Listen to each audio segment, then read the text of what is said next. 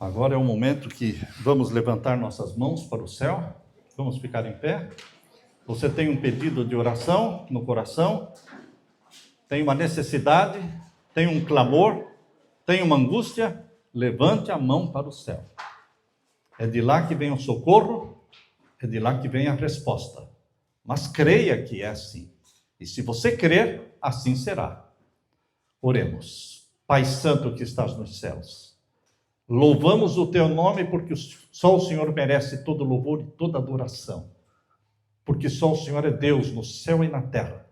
Só o Senhor é eterno, só o Senhor é criador, só o Senhor é salvador nosso. Obrigado pela salvação que chegou até nós, pelo sangue de Jesus.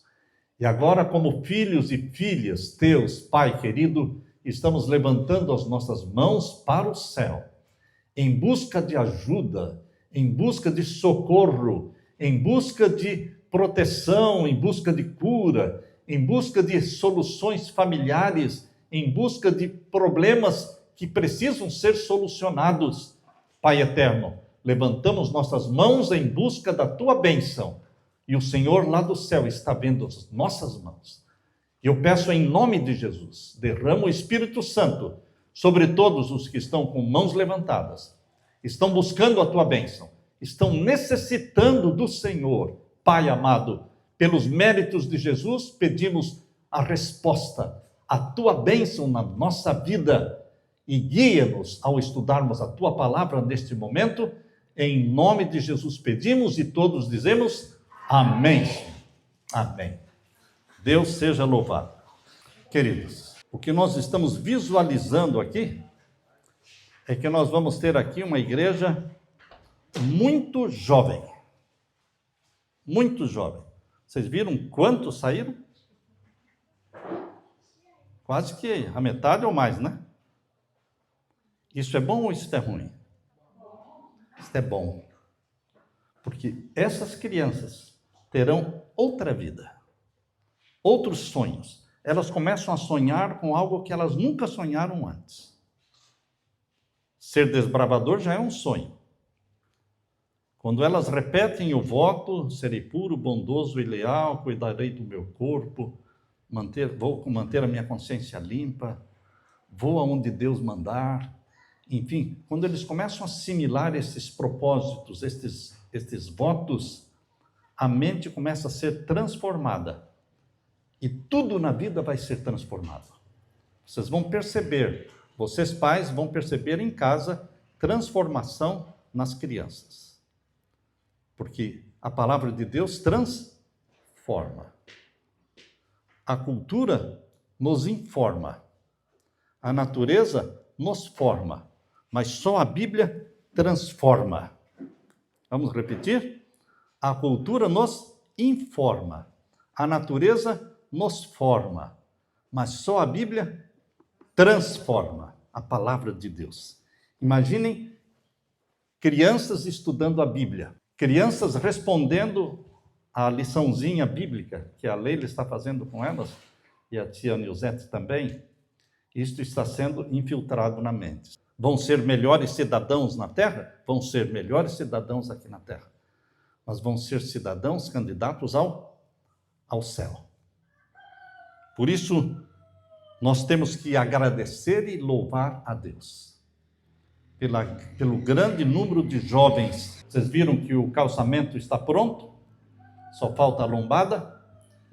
Mas este sonho já aconteceu, tá certo? Às vezes eu digo para a Leila, olha, o dinheiro está zerando. Aí vem uma doação e é acrescentado. E Deus vai provendo. É um teste de fé para nós. Eu estou aprendendo a confiar mais. Eu estou aprendendo a esperar do meu Deus mais. Porque estamos fazendo cada vez mais. Os sonhos não acabam enquanto o coração estiver batendo. Os sonhos de Deus para a sua vida não terminam enquanto você estiver vivo. Enquanto você estiver vivo, Deus tem sonhos para você. Deus tem missão para você. E louvado seja Deus por isso. Vocês observaram este hino que nós cantamos por último? Sou de Jesus. 162. Abra lá e leia comigo essas palavras aqui. 2 caminhos a seguir. Quantos caminhos? 2 caminhos a seguir. Vocês sabem quantas igrejas cristãs existem no mundo? Eu consultei o Google hoje. A última vez que eu consultei o Google sobre isso, me falaram tem 42 mil igrejas cristãs. O que são igrejas cristãs? Igreja Católica, Metodista, Batista, Adventista, Assembleia de Deus, Deus é Amor, Universal, Presbiteriana, enfim. Eram 42 mil igrejas cristãs. Hoje eu consultei e ali dizia, nós temos hoje 47 mil igrejas cristãs. Só cresce. O número de igrejas cristãs estão crescendo, crescendo. E queridos, no meio de 47 mil portas, porque 47 mil igrejas cristãs são 47 mil portas que você precisa escolher para saber em que porta você vai entrar. É fácil ou é difícil, no meio de 47 mil portas, você encontrar a porta certa? Porque alguém pode pensar, bom, todas as portas estão levando para o céu. Ou seja, todos os caminhos levam para o céu? Todos os caminhos levam para o céu? Não. Então, queridos, em meio a 47 mil igrejas que clamam estar pregando a verdade, clamam estar ensinando o quê? A Bíblia. Existe a verdade e existe a mentira. Nunca esqueçam de que sempre existe a verdade e existe a mentira. Existe a notícia verdadeira e a notícia falsa.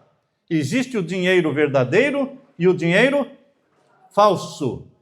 E você e eu precisamos aprender, pela graça de Deus, a discernir o certo do errado, a verdade e a mentira. Então aqui, queridos, nós estamos lendo a letra deste hino, 2 caminhos a seguir. Não existem 47 mil caminhos a seguir. Só existem o quê? 2 caminhos. Se você pensa em 2 portas, e a Bíblia, que vamos ler daqui a pouquinho, diz que uma é porta larga, outra é porta estreita. Só 2 portas, não 47 mil portas. Fica muito mais fácil acertar ou não? Hein? 2 portas, 50% de chance de acertar. Então, são 2 portas, uma é porta larga, outra porta estreita, uma leva para o céu, outra leva para o fogo, fica 50% de chance de você acertar, porque são só 2 portas. A Leila não tem assim muita noção de direção. Geralmente, quando nós estamos no elevador, num prédio, e a porta abre, ela é a primeira que sai. Mas sempre ela sai para o lado errado.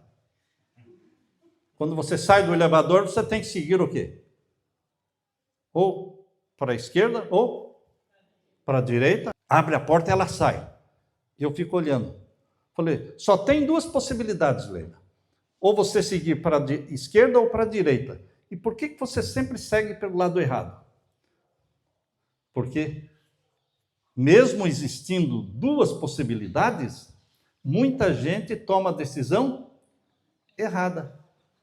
A maioria geralmente toma a decisão errada, mesmo existindo só 2 portas, só 2 caminhos. 2 caminhos, diz aqui.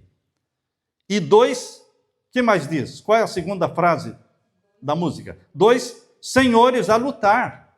2 senhores. Não são 10, não são 20 senhores.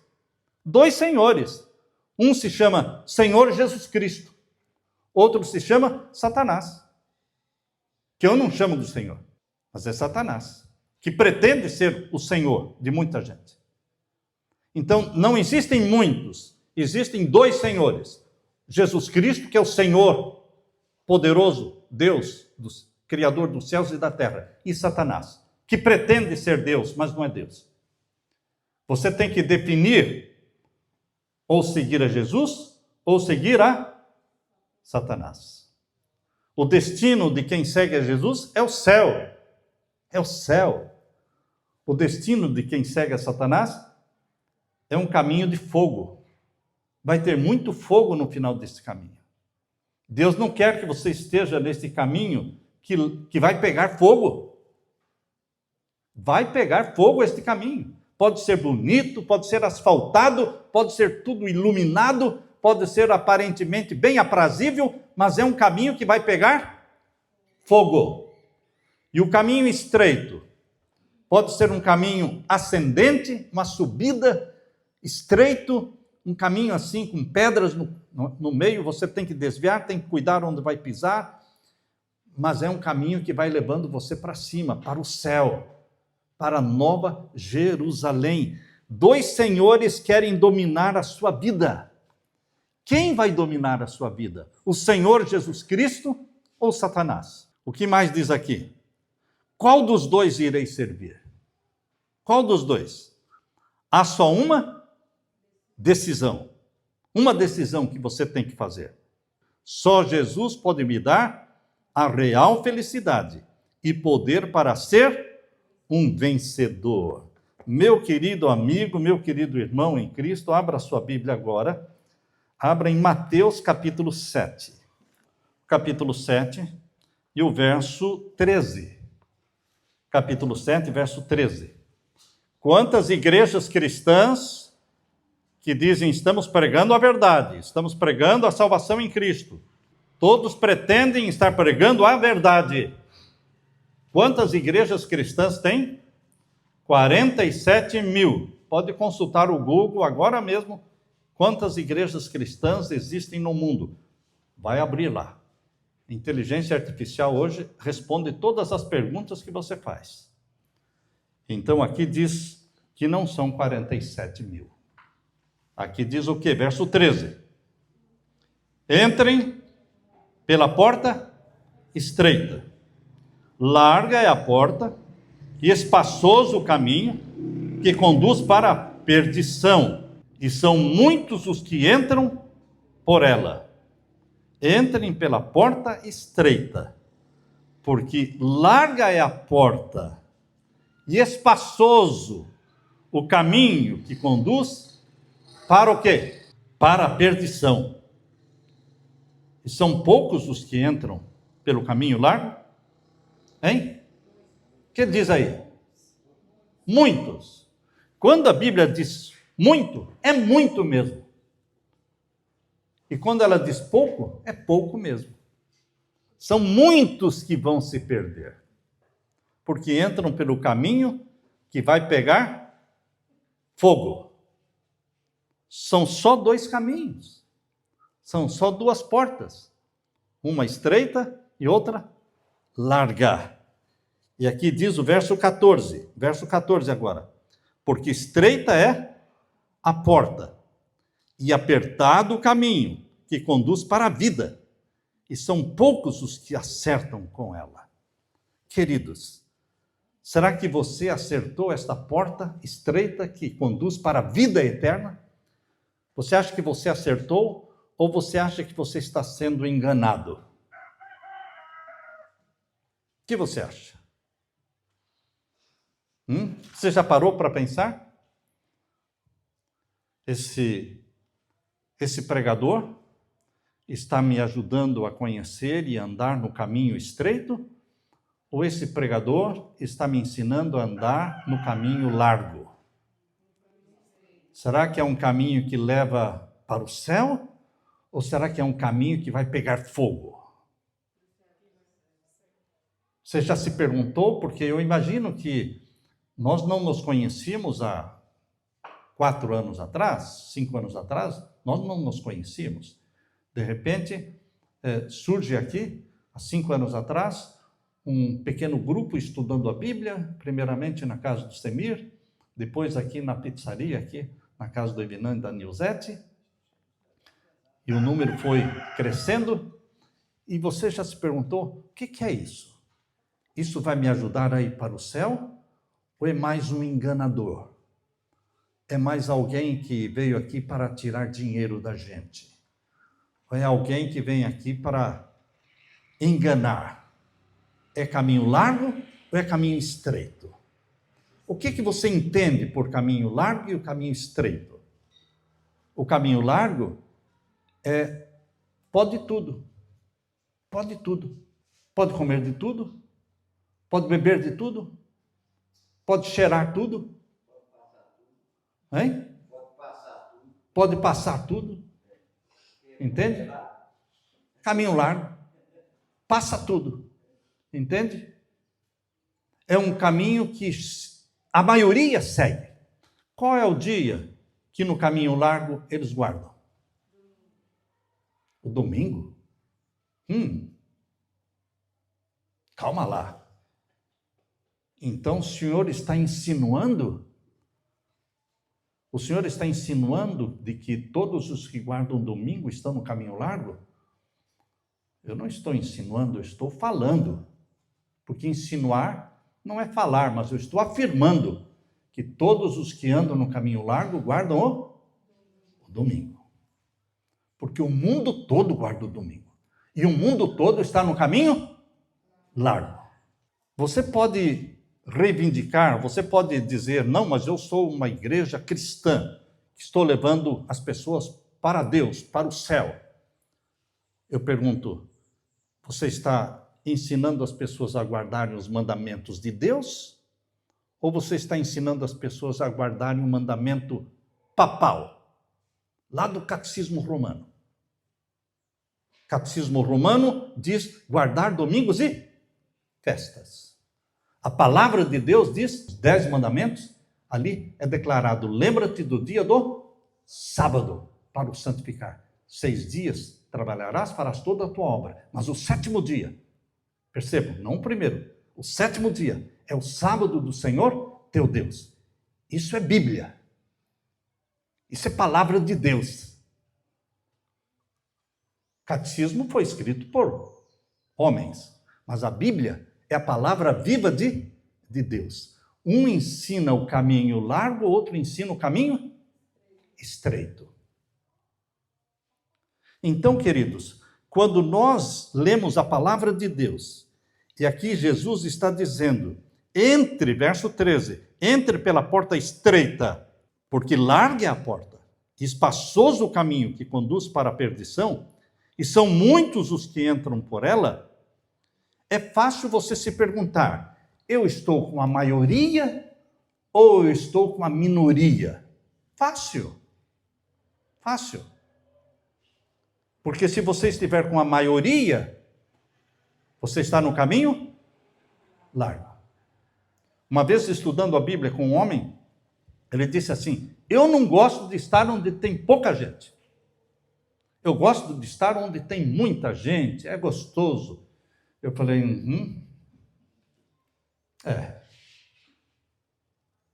Mas esse é o caminho que vai pegar fogo. Você gosta de estar no meio da multidão, tem muita gente? Sim. Mas este é o caminho que vai pegar fogo. Não importa se nós temos 10, 15, 20 ou 100. Nós temos que ser sempre a minoria. É o caminho estreito. É o caminho do assim diz o Senhor. O que diz a Bíblia? Porque as pessoas não perguntam mais o que diz a Bíblia. Mas o importante é o que diz a Bíblia. O que está escrito? Quando Jesus enfrentou as tentações de Satanás no deserto, depois de 40 dias jejuando, Satanás apareceu para Jesus e disse, transforma estas pedras em pães. E Jesus disse, está escrito, não só de pão viverá o homem. Aí ele tentou de novo Jesus, e Jesus disse, está escrito. As 3 tentações de Satanás para Jesus lá no deserto, Jesus enfrentou a tentação de Satanás com a frase, está escrito, está escrito. O que significa? Significa que para Jesus, o que estava escrito na palavra de Deus era importante. E assim é conosco. Por isso damos Bíblias. Não é porque somos melhores do que ninguém, não é porque tem dinheiro sobrando, não é nada disso. Nós investimos em Bíblias e já demos mais de 200 Bíblias. Por quê? Porque está escrito. Nós seguimos o que está escrito. Cada afirmação tem que ser sustentada por um verso da Bíblia. Aquilo que nós falamos, se não tiver um verso da Bíblia sustentando, não vale nada. São só palavras humanas, vazias. Então, cada sermão, cada palavra, cada afirmação tem que estar sustentada no assim diz o Senhor, não está escrito. Está escrito. Abra sua, continue na mesma página. Vamos ver agora o verso 16. Agora o verso 15. Verso 15. Verso 15, no mesmo capítulo 7 de Mateus. Tomem cuidado. O que diz aí? Verso 15. Como diz a sua tradução aí? Cuidado com os falsos profetas. Por que Jesus disse cuidado com os falsos profetas? Porque não existiam falsos profetas ou porque existiam falsos profetas? Porque existiam falsos profetas. E será que falsos profetas, falsos pregadores, só existiam naquele tempo, não existe mais? Hoje é que existe muito mais ainda. Pessoas que estão só tentando tirar o seu dinheiro, arrancando de você o dinheiro, vendendo bênçãos, vendendo oração, vendendo a cura de R$1.000, cura de 500, cura de 300, cura de 100, e vai, e de 10, e de 5. Queridos, são mercenários da palavra de Deus. Com esse dinheiro eles compram jatinhos, compram fazendas, tirando do povo, extorquindo o povo. São falsos profetas. São lobos vestidos de ovelhas, porque usam o quê? Usam a Bíblia. Eles não dão Bíblias, mas eles usam a Bíblia deles. Ele tem a Bíblia dele. Mas como quase ninguém tem Bíblia na mão para ver se ele está falando a verdade ou não, é fácil enganar, porque as pessoas não podem confirmar. São falsos pastores. São lobos vestidos de ovelhas. Por isso Jesus disse: tomem cuidado dos falsos profetas, que se apresentam disfarçados de ovelhas, mas por dentro são lobos devoradores. Essa mensagem pode ser dura. Você pode dizer, dura esta palavra, dura esta mensagem. Mas nós temos que pregar, porque a palavra de Deus diz que o mundo está cheio de lobos, vestidos de ovelhas. Queridos, pode falar bonito, pode cantar bonito, pode se vestir muito bem, pode realizar milagres, pode até mesmo expulsar demônios, mas são lobos vestidos de ovelhas. Aqui diz que fazem milagres, mas não são de Deus, porque eles não seguem o assim diz o Senhor, não seguem o está escrito, não são guardadores dos mandamentos de Deus. Porque se você perguntar para qualquer um destes, e sobre os mandamentos de Deus, sobre os 10 mandamentos, eles vão falar, deixa para lá, você está salvo em Jesus, não se preocupe com a obediência, a guarda dos mandamentos, não se preocupe, você está salvo pela graça. Quem diz que você tem que guardar os mandamentos de Deus, está dizendo que você se salva pela lei. E vem aquela conversa que engana as pessoas. Então eu não preciso guardar o sábado? Não. Jesus já guardou por você. Ah, é? Então Jesus praticou o bem no meu lugar, eu não preciso praticar? Jesus foi um filho obediente, eu não preciso ser, porque ele já foi no meu lugar? Será que Jesus fez para eu não precisar fazer? Ou Jesus fez para ser exemplo seu e meu? O que você acha? O que Jesus disse? Assim como eu vos fiz, façam vocês também. Quando Jesus lavou os pés dos discípulos, os discípulos ficaram olhando para Jesus, lavando os pés dos discípulos, e Jesus olhou para eles e disse: assim como eu fiz, vocês devem fazer. Assim como eu lavei os pés de vocês, vocês devem lavar os pés uns dos outros, porque eu dei o exemplo. João capítulo 13. João capítulo 13, Jesus disse: eu dei o exemplo para que vocês façam o mesmo. Não é que eu fiz para vocês não fazerem. Eu fiz para dar o exemplo. Vamos ver esse verso? Vamos ver esse verso em João capítulo 13, porque é importante a gente sustentar um verso que eu estou proferindo aqui, estou falando, mas não lemos, não é? Então vamos ver aqui. João capítulo 13. João capítulo 13, verso 12. Podemos ler? Verso 12. Depois de lhes ter lavado os pés, tomou as vestes e, voltando à mesa, perguntou-lhes: compreendeis o que eu vos fiz? Vós me chamais o mestre e senhor, e dizeis bem, porque eu sou. Verso 14. Ora, se eu, sendo o senhor e o mestre, vos lavei os pés também, vós deveis lavar os pés uns dos outros, porque eu vos dei. O que é que Jesus fez? Ele nos deu o exemplo. Para quê? Como eu vos fiz, façais vós também. Jesus dá o exemplo. Ele precisava ser batizado? Precisava ser batizado? Ele tinha pecado? Sim ou não? Não. Então não precisava ser batizado. Mas por que ele foi batizado? Para dar o exemplo. Ele precisava lavar os pés dos discípulos, porque lavar os pés dos discípulos chama-se cerimônia da humildade. Será que ele precisava provar que ele era humilde? Não. Todo mundo sabia que ele era humilde. Mas ele lavou os pés dos discípulos, dizendo: eu estou fazendo isso para dar o exemplo. Jesus, ele viveu como nosso exemplo. Não acredite no argumento de que Jesus fez e eu não preciso fazer. Jesus guardou os mandamentos de Deus, eu não preciso guardar. Ele nos deu o exemplo, para que assim como ele fez, nós também façamos. Nós lemos com vocês o verso 15, agora o verso 16. Mateus 7, verso 16. Pelos seus frutos os conhecereis. Colhem-se porventura uvas dos espinheiros ou figos dos abrolhos? Será que você pode colher uva de um pé de espinho? Não. Como é que você sabe que o pé de uva é uva? Pelos frutos. Você vê o cacho de uva. Fala, esse é um pé de... é uma parreira. É um pé de uva. Pelos frutos você conhece a árvore. E agora o verso 17.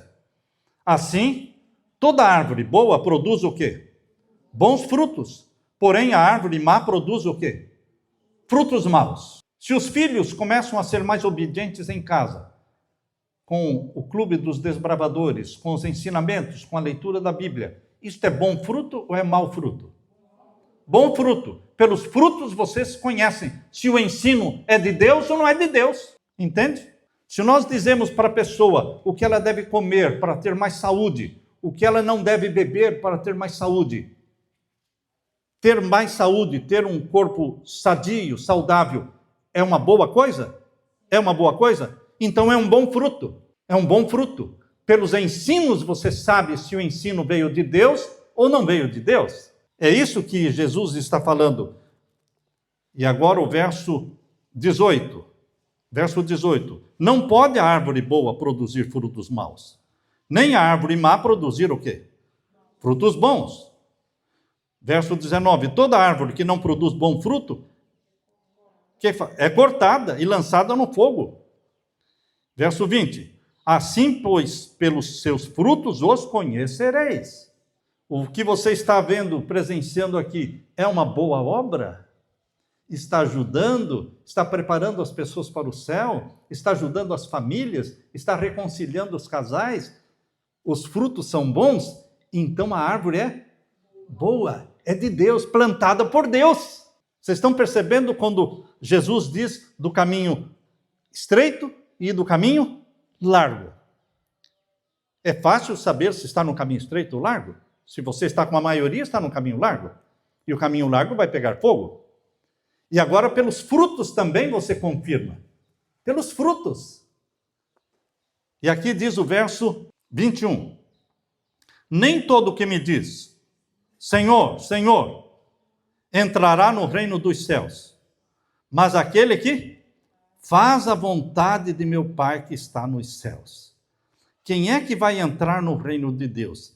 Quem fala, Senhor, Senhor, ou aquele que faz a vontade de Deus? Quem vai entrar no céu? Quem fala ou quem faz? Falar é fácil. Tá certo?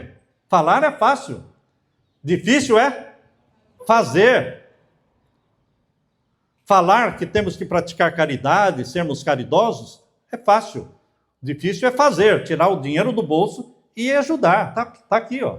Tá aqui o gás para você. Ah, você não pode cozinhar, está sem gás. Está aqui o dinheiro do gás. Entende? Está sem comida? Vamos levar uma cesta de comida ali. A pessoa está desempregada? Ajuda, ajuda, ajuda. Isso são boas obras. Isso não é falar, isso é fazer. Fazer. Não é falar, Senhor, Senhor, Senhor é o meu Deus, e não fazer nada. Deixar a pessoa passando fome? Deixar a pessoa em necessidade?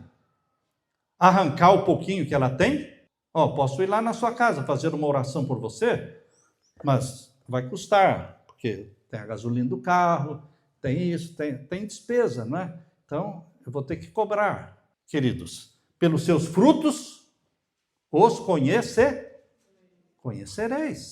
Verso 21, que nós lemos.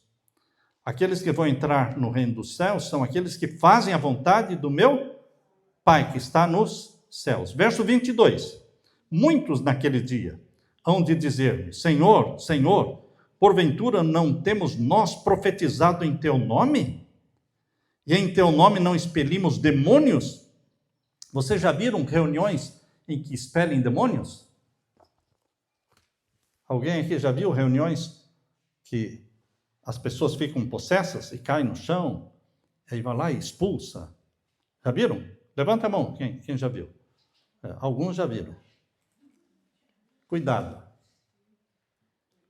Cuidado, porque quando você é de Deus, você não expulsa demônios. O demônio nem chega. O demônio nem chega, não entra. Vocês estão percebendo?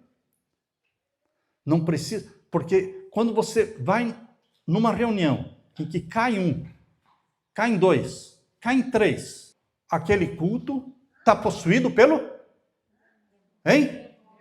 demônio. Ué, será que Deus e o demônio estão aqui dividindo? Não, você fica com o lado desse lado, eu fico com aquele outro lado, e você se aposta daqueles, eu me aposto desse. Será que Deus está fazendo uma parceria com o diabo? Não, queridos. Deus não faz parceria com o diabo. Onde está Deus, o diabo não está. E não tem essa das pessoas ficarem caindo endemoniadas na minha frente. Não, porque se nós estamos com Deus, o demônio não entra. Porque lá na porta está cheio de anjos de Deus. E diz para o anjo mau, aqui não. Vá procurar outro lugar. Aqui não. Será que o demônio conhece quem é de Deus? Vocês acham que o demônio conhece quem é de Deus? Conhece. Por isso ele fica de longe. Fica de longe. Porque nós não estamos vivendo em pecado. E quem não está vivendo em pecado, Satanás não tem poder sobre a pessoa que não está vivendo em pecado. O demônio não tem poder sobre quem não vive na prática de pecados voluntários. Pecadores todos nós somos, mas tem diferença entre a pessoa pecadora por hábito, porque ela está habituada a pecar, ela não quer obedecer a Deus, é pecado voluntário, então Satanás tem poder sobre esta pessoa. E tem aquele que obedece a Deus, mas por uma fraqueza ele comete um pecado, mas ele não tem o hábito de pecar. E quando ele não tem o hábito de pecar e peca, ele corre para Jesus e pede o quê? Perdão. Esse não é de Satanás, não. Esse é de Jesus. Porque o pecado, tão logo foi praticado, ele já se arrependeu e pediu para Jesus, ele não caiu da graça. Não caiu da graça. Porque ele se arrependeu. Agora, aqueles que vivem na prática voluntária do pecado, e até mesmo defendendo o pecado, Satanás tem poder sobre essas pessoas. Por isso vocês vão ver tantos encontros de pessoas endemoniadas. E as pessoas então vão expulsar. Então as que expulsam ficam como sendo de Deus. Não, se fossem de Deus, o demônio não estaria ali. Deu para entender, queridos? Estão me acompanhando? Porque alguns dizem, a sua igreja é muito quieta, é muito silenciosa. É óbvio, porque Deus não é de bagunça. Deus não é surdo, você não precisa gritar para Deus ouvir. Deus é um Deus de ordem, de decência, não de confusão. Deus é Deus de paz. Deus de paz. No silêncio, quando você pode ouvir até as folhas da Bíblia sendo folhadas, aí existe aprendizado. Existe aprendizado. No barulho, não tem aprendizado nenhum. Será que dentro de uma sala de aula, com barulho, todo mundo falando ao mesmo tempo, o professor vai ficar doido? Se todos os alunos estão falando e o professor falando por cima deles, falando mais alto para ver se eles ouvem, ninguém vai aprender nada. Assim é na igreja. Assim é na oração. Quando eu estou orando e vocês estão me ouvindo orar e podem dizer amém, amém, porque estão entendendo o que está sendo falado e por isso podem falar amém, Deus abençoa. Agora, quando eu estou orando e vocês todos estão falando alto, e eu não entendo vocês porque vocês estão falando alto, eu não escuto nem a minha voz porque virou uma confusão, no meio da confusão, quem se manifesta? Satanás. Satanás precisa de barulho. Satanás precisa de confusão para se manifestar disfarçadamente e ninguém percebe. Agora, no silêncio, se alguém começa a gritar ali, todo mundo está em silêncio, só ele gritando, vamos lá. Você está sendo de quem? Está sendo usado por quem? Por Satanás. Então, Satanás é desmascarado quando existe paz, quando existe ordem, quando existe silêncio. O Espírito Santo trabalha no silêncio. Jesus disse que o Espírito Santo é como o fermento colocado na massa.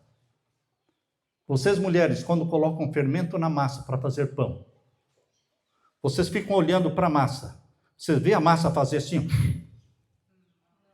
Não, né? Então não está crescendo. Você não está vendo? Então não está crescendo. Está crescendo ou não está crescendo? Está crescendo, mas de uma forma tão lenta que você não percebe. Se você voltar depois de 1 hora, a massinha que era desse tamanho já vai estar bem maior. Ou seja, o fermento trabalha silenciosamente. O Espírito Santo trabalha silenciosamente. Ele vai mudando os seus pensamentos, ele vai mudando os seus gostos, vai apurando os seus gostos, vai tornando você um melhor marido. Você começa a chamar a esposa de querida. A esposa... Ele nunca me chamou de querida? Ô querido, eu ouvi direito? Você me chamou de querida? Sim, querida. O que está acontecendo? O Espírito Santo está trabalhando, mudando nossos conceitos, mudando tudo, silenciosamente. O Espírito Santo trabalha como o fermento trabalha na massa. Meu querido irmão, aqui diz, Mateus capítulo 7, estamos lendo com vocês. Mateus capítulo 7, agora vamos ver aqui o verso 22. 22. Muitos naquele dia hão de me dizer, Senhor, Senhor, porventura não temos nós profetizado em teu nome? Em teu nome não expelimos demônios? Em teu nome não fizemos muitos milagres? Você vê muitos milagres? Tem milagres. Comprados, contratados.